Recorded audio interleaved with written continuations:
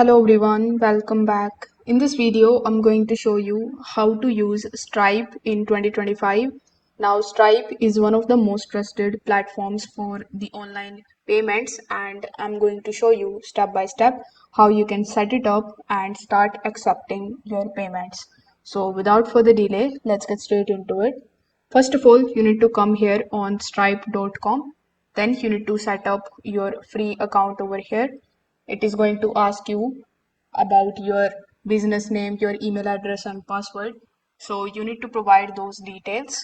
It is also going to ask you some of the information about your business, like your business details, your bank account information, and the ID verification to make sure that the payouts go smoothly.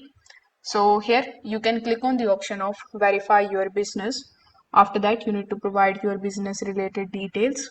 Then you can add the bank account, secure your account, add taxes, and review and submit.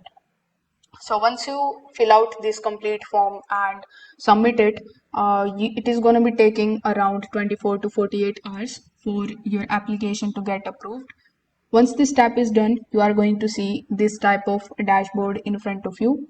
Over here, with the help of the dashboard, you can see your payments, your payouts, customers, and your analytics.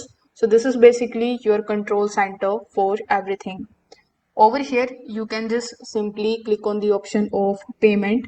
So once you click on the option of payment, you can generate a payment link. After clicking on it, you need to provide or select the product over here. Once you have done that, you can select any of the options that are given over here. In the right hand section, it is going to show you the preview that how it is going to look on desktop and mobile. So you can select it something like this. Here in the top right hand corner, simply click on the option of create link and your link will be created.